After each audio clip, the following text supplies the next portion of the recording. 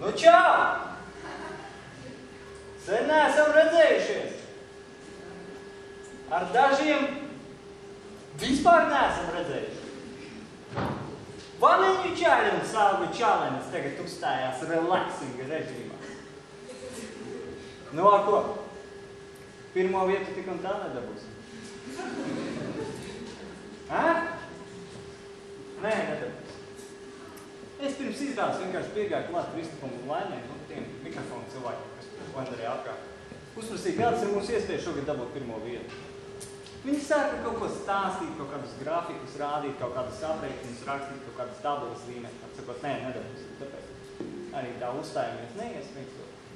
Joki arī tāda ideja. Nu, teiksim, brauc latvietis, lietuvietis un igaunis vienā vilcienā kopā. Un brauc, un nekas nenotiek. Tāpēc, ka dažādos vagonos brauc. Vai arī anekdote, es tikai beigas atminos. Bet frēzētais Sidorovs taču varēja visas šīs asinis nodot. Nu, apmēram tā, ka viens džeks iesmējās pēdējā rindā, kas pats man to anekdotu izstāsta. Labi, pietik šīs priekšvēlēšana aģitācijas. Dāmas un kungi, es stādu jums priekšā Skaistulī!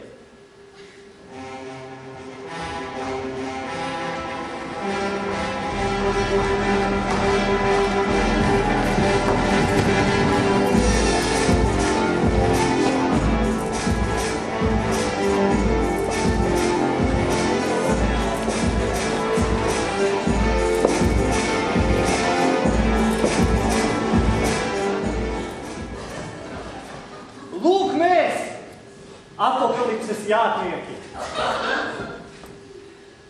Dāmas un kungi, turēties pie saviem krēsliem, jo mēs sākam!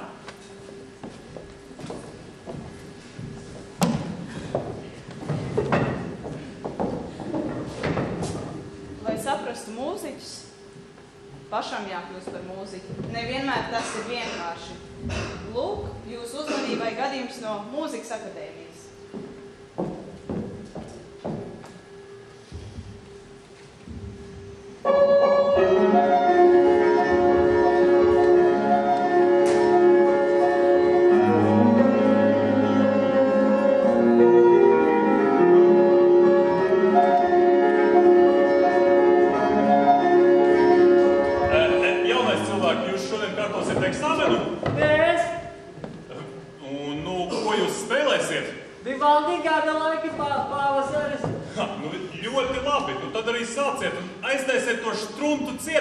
Paņemiet rokās normālu instrumentu, jo mēs taču esam tamburīna fakultātē! Vivaldi gada laiki, pavasaris.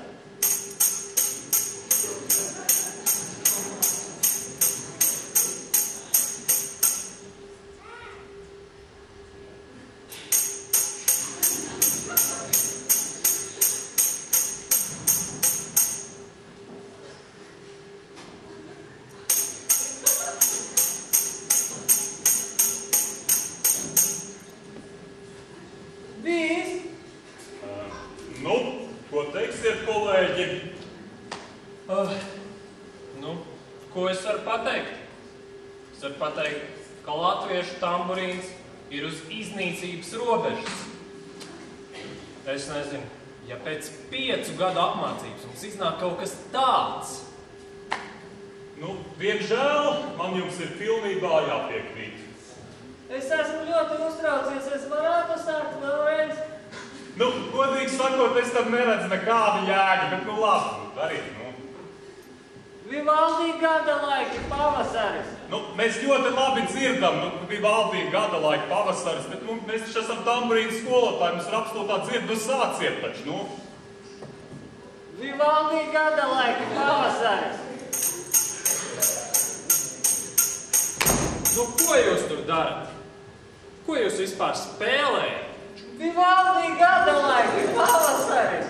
Nē, nu, atvainojiet, jums ir jāpiedod manam kolēģim nedaudz, varbūt viņš mums tāds emocionāls ir pārlieku, bet tomēr, piekritīsiet, ka ir arī, tādas vairākas fundamentālas kļūdas arī jūsos. Piemēram, kāpēc jūs spēlējat minorā? ja jāspēlē ir mažorā. Nu, otrām kārtām par to tonalitāti. Tu paņemiet augstāku tonalitāti. Nu, un trešām kārtām, ziniet, tā jūsu pāreja no adagio uz allegro. Nu, to taču vajag teikt 8 taktīs, nevis 4. Nevis 4. Bet es taču spēlēju pēc notīm. Nu, un kas pēc notīm? Ko jūs te 5 gadus pēc notīm mācījāties spēlēt? Nu, tas taču ir tamburīns, nevis kaut kāda štrunta viola. Nu, tā ir jāspēlē. Dzirdat atšķirību? Tas taču ir Vivaldi, Gadala, pavasaris. Jau dzirdat, kā ārā putniņi čivina, kā jaunā zālīte plaukst. Nu, bet ko jūs darāt? Ko jūs te stulbi stāvat? Tur tikai krasat savu tamburīnu pēc notīm. Pārliksiet eksāmenu nākamnedēļ.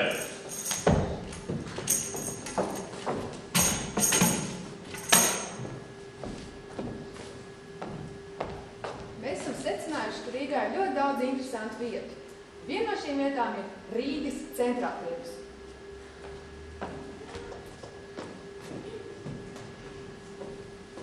Nākam latviešu obagi, pērkam gaļņu, viestiņa, cūciņa, ar pirkstu bakstīta dasa. Nākam, pērkam, skatāmies. Labdien, cienītā! A ты чьих будешь? Es, redziet, esmu jaunais centrāla tirgus efektologs. Es pārbaudu, kā jūs strādājat, ko viss atbilst instrukcijām. Labāk. Piemēram, jūs smēķējat.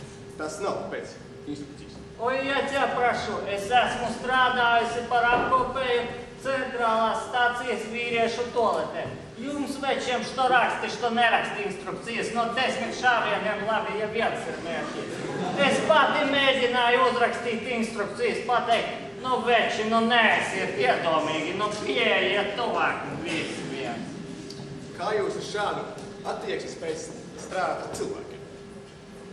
Молча. Ой, mans miļiņkīs nāk, man jāaiziet jāuzprāsojas. Nu kā, man sievu nesat kaut kur redzējis gadījumā ņinu. Tu briesmoni? Jā, esmu kā. Kā jūs ar tādu vispār spējat kopā dzīvot? Ko? Kādu briesmoni? Viņa taču ir skaistākā sieviete pasaulē. Tiešām? Конечно, миленький, jau gatava. Bet kas, kā?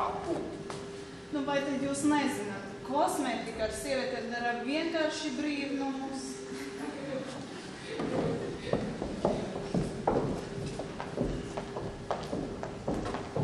Ikdienas atradījums pasu nodaļā.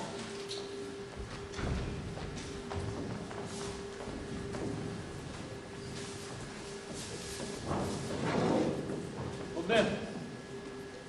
Man tikko apritēja 16 gadus, vēlētos pasīt izņemt.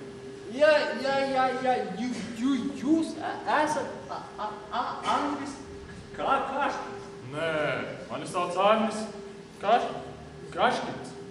Nu, bet es taču arī saku, kā Kaškins. Nu, nē, taču. Es esmu Andris Kaškins. Mans tēvs ir Kaškins un vectēvs ir Kaškins. Nu, reka, vesela dzimta kā Kaškinu. Kāds kā Kaškins? Kaškins? Nu, bet es taču tā arī saku. Ja es teiktu, kā jūs sakat, tad es teiktu Andris kā Kaškins. Labi, dodiet, pas. Atvainojiet. Kāpēc šeit ir rakstīts Andris Sūks? Nu, bet viens un tas pats taču ir.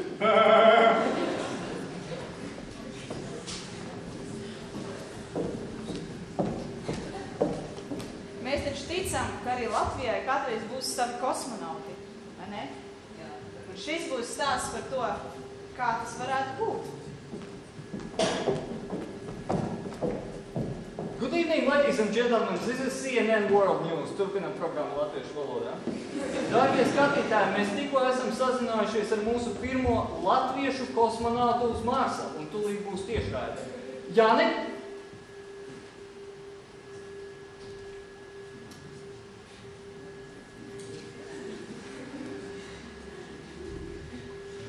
Jā, Kaspar?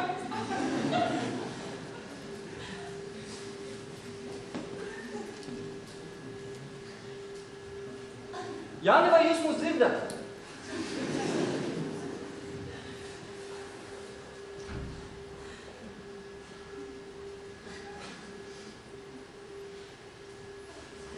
Jā, Kaspar.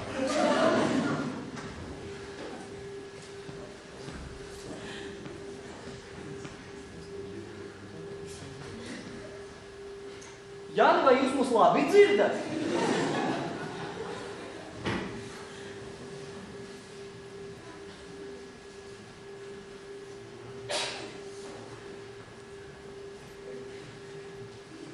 Ko lūdzu?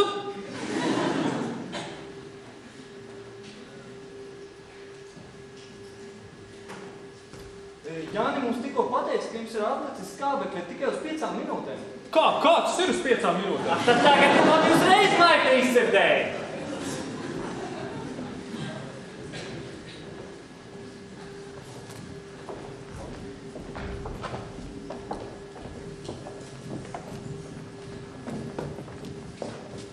Mēs zinām, ka mums viss būs kārtībā. Pirms izrādes pie manis piegāja Andris Bērziņš. Nu, ja kāds nezina, viņš mūsu valsts tipa galvenais skaitā. Un pateica, Kaspar, kad es skatos jūsu izrādes, es izjūtu emocionālo katarsi, kas noved man ekstāzi. Es skatos viņam acīs un saku, jā! Un jūs taču zināt, kādu vietu mēs gribam saņemt par mūsu izrādi.